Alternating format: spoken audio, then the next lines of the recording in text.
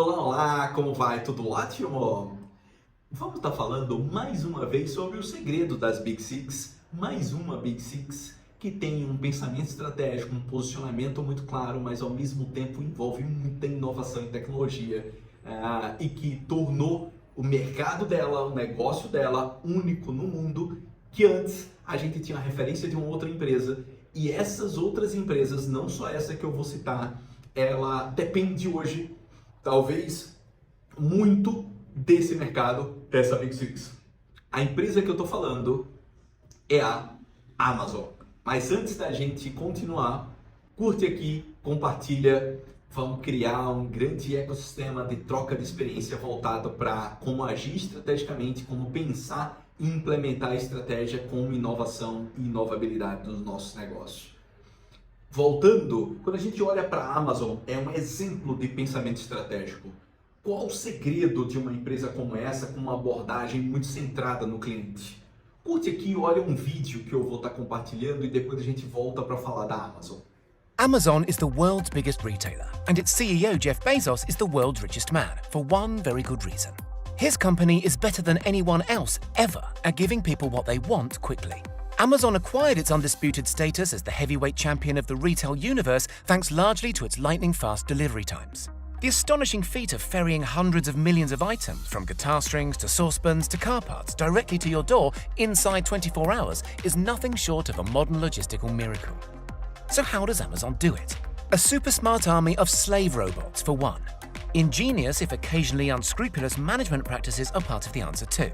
And the modern-day voodoo of deep learning AI. All of which are made flesh in the most advanced stockrooms the world has ever seen.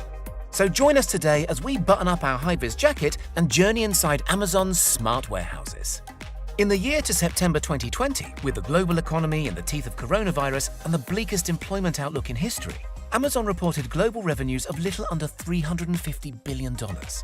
That's roughly double what it earned in 2017, by the way, only 3 short years earlier. Not bad for a company which only started trading in 1994. Amazon has built its empire on a platform of sheer, unbeatable convenience for the end user.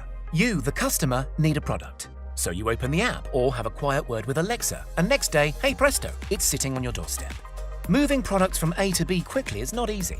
Compared with other modern technology giants which barely need to exist in the real world, think of Netflix, Google or Facebook, Amazon needs to shift an astonishingly vast amount of sheer bulk safely, precisely and quickly all day, every day. So how does it do it? Last year, a senior Amazon executive described Amazon's warehouses, rather poetically, as a symphony of humans and machines working together. How does this symphony actually work? Let's take it from the top. Before you've even logged onto its website, Amazon has a fairly good idea of what you're going to buy. This is all down to the semi-occult 21st century abracadabra that is deep learning AI, which Amazon has been leveraging to incredible effect since around 2015. Put simply, an algorithm makes some assumptions about you based on your age, location, socioeconomic background, and purchase history. It will then, hours, days, or even weeks before you actually log on, ensure that your local warehouse is stocked with appropriate quantities of stock you're likely to consider buying. This might be a certain style of racy swimsuit that the algorithm anticipates will be the hot new must-have come springtime. It might be the paperback novel for a soon-to-go viral TV adaptation. In January 2020, for instance, Amazon's algorithm correctly anticipated high incoming demands for face masks, and, well, we all know what happened there. So Amazon's smart warehouses, also known as fulfillment centers, not to be confused with their post office-style sortation centers, very often know what you want even before you do. Or at least they know the very second you click Buy Now in the case of those wine-inspired late-night impulse buys. Once you've clicked, our symphony begins in earnest. You may have read headlines in recent years suggesting Amazon workers walk as many as 12 miles per shift, darting about between shelves, frantically picking up items. That's no longer quite true. Amazon's modern fulfillment centers are largely patrolled by an army of squat, Roomba-like robots that pick up whole shelves, also known as pods, and bring them to a human picker situated at a stationary workstation. Amazon's enlistment of this whirring battalion began in 2012, when the company purchased robotics company Kiva Systems, the market leader in warehouse automation, for an eye-watering $775 million cash. The company's flagship model, commonly referred to as Kiva, is around 30 centimeters high and capable of lifting 450 kilograms in weight whilst traveling at around 3 miles per hour. The substitution of these squat orange automatons in place of dashing human workers makes a colossal difference to Amazon's bottom line. It's been estimated that Amazon's warehouses can now hold 50% more stock and retrieve that stock 3 times faster. This reduces the overall cost of fulfillment by some 40%. Cheaper, quicker warehouses mean products that are more affordable for the end user, and crucially, products that are much more likely to be on the van driving down your street the following day. Amazon isn't about to stop there. In a move that could be described as either ruthless or inspired, upon purchasing Kiva, Jeff Bezos changed the name of the company to Amazon Robotics and told all previous Kiva customers, household names like Gap, Walgreens and Staples, they'd no longer be allowed to buy new Kiva technology. This, of course, gives Amazon an incalculable competitive advantage. Since rolling out the Kiva robot across its fulfillment centers, by 2018 they had 100,000 of them, by now that figure has comfortably surpassed 200,000, Amazon Robotics has been refining the design still further. The new iteration of Kiva, known as Pegasus, is 10 centimeters shorter, meaning more can be stocked on top, and uses half the parts, so it's cheaper to manufacture and maintain. Amazon says Pegasus can lift a hefty 600 kilograms and can be customized with a conveyor belt to work in the sortation centers, where, Amazon reports, errors in delivery have been halved thanks to Pegasus. Naturally, Amazon isn't quitting there. Last summer, it announced a newer, thinner robot still called Xanthus and coming to a fulfillment center near you. So how do these pimped-out Roombas get around without knocking into each other all the time? Cloud-based software operating what can fairly be described as an AI-run air traffic control network coordinates the route of every single robot. This is all about optimization. What's the quickest route to get to a product that won't interfere with other robots on their own runs? What's the optimum speed, acceleration, and deceleration? As many as 800 robots can be deployed at any one time on the warehouse floor, although in practice, the numbers tend to be kept lower to avoid traffic jams. When their batteries run low, the robots are instructed to find the nearest charging station. Since robots took over the warehouses, changes have been implemented to improve their working conditions. Skylights, for instance, are now covered up, so the robot's sensors aren't confused by glare.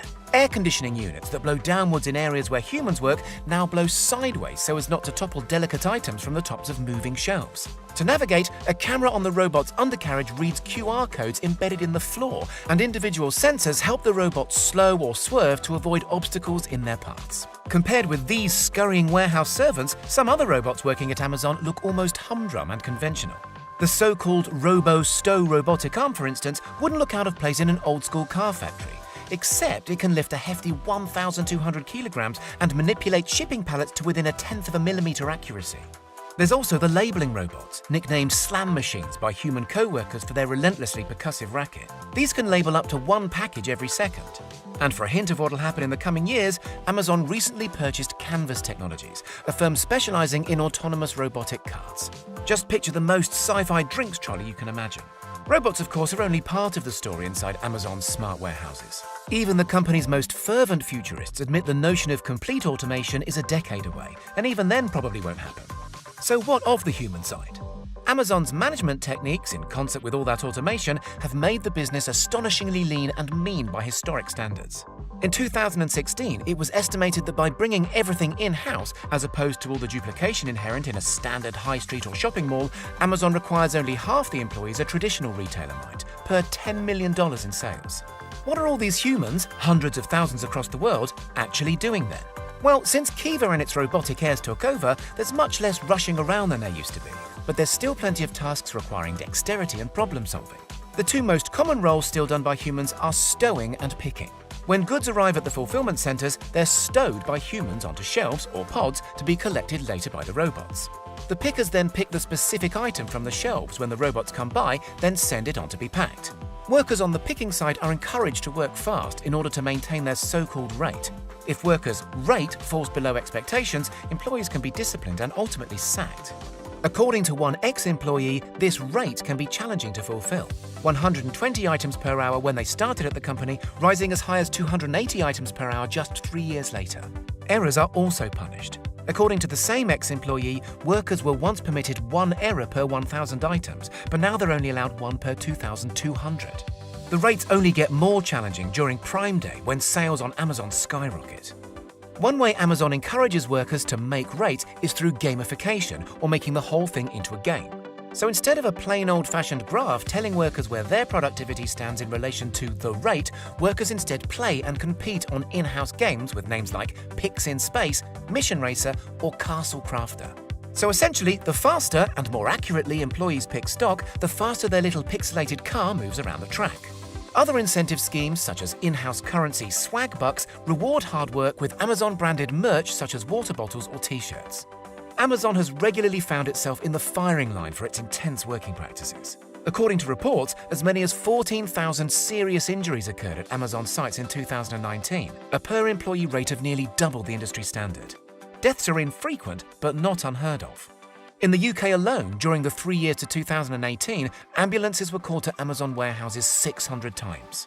For its part, Amazon is keen to stress it invests tens of millions of dollars into worker safety awareness programs, but there's no denying injuries spike around Prime Day. So are Amazon's ultra-efficient warehouses ultimately a force for good? While COVID-19 laid waste to vast swathes of the conventional retail landscape, this year Amazon has been processing up to 40% more orders than expected. In the month leading up to March 23rd alone, toilet paper sales increased 186%, sales of cough medicine skyrocketed 862%, and children's vitamins went up 287%. Plainly, in a world where going to the shops can be a risky business, Amazon is fulfilling a need, and as such, ever greater numbers of people are relying on it. Will the robots steal our jobs then? The outlook is unclear, but within Amazon, it's plain to see that humans are still needed for many aspects of the work. And even if robots can one day stow or pick as fast as humans, dealing with mini crises like leaking paint pots on a fast-moving conveyor belt or identifying ripe bananas on site will still need the human touch for some time to come. Whatever the future brings, Amazon's new $40 million robotics lab just outside Boston, for instance, or its tantalizing patent for airship-like floating fulfillment centers, one thing can be guaranteed. As long as we're all buying, Amazon will keep on delivering. E aí, curtiu? Então, a Amazon tem um segredo muito voltado para a adoção de tecnologias avançadas. Um dos segredos dela, desse processo logístico eficiente, uma expansão muito alavancada que aconteceu nos últimos anos para diversos mercados, está muito relacionada a muita aplicação tecnológica, muita computação na nuvem, com muita possibilidade de trazer diversos serviços de uma forma muito integrada. Quando a gente olha hoje, lançamentos constantes da Amazon e ela saindo, transitando, entre o online e o offline hoje, trazendo experiências vivas em todas as possibilidades, em todas as plataformas, inclusive muito fortemente no streaming, brigando fortemente com a Netflix, com todas as outras, com a Disney, e com tantos mercados tradicionais. Cada vez mais a gente percebe o mercado global voltado para a logística, que antes a gente tinha uma referência do FedEx nos Estados Unidos e tantas outras, principalmente aqui no mercado nacional.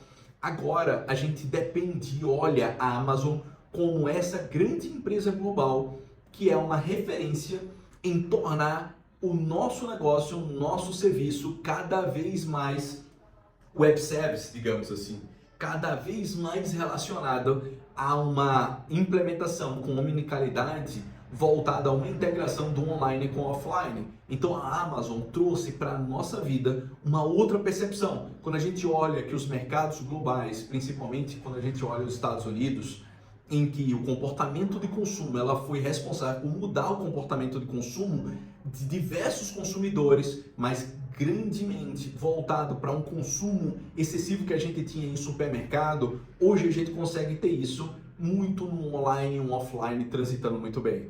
Tem muita possibilidade ainda de implementação e de transição. Então, se a gente pensar a Amazon nos próximos anos para diversas plataformas que ela deve estar migrando, isso vai fazer com que a gente tenha uma mentalidade não de dependência, mas da importância que a Amazon tem para diversos mercados, diversos setores e como ela transformou todos esses mercados e esses setores. Então, isso era só para trazer para a gente a importância de um pensamento estratégico, de um posicionamento, mas de uma mentalidade voltada para a inovação e olhando de uma forma sistemática para diversos mercados e muito holístico para que a gente possa pensar em como redesenhar e transformar o nosso negócio.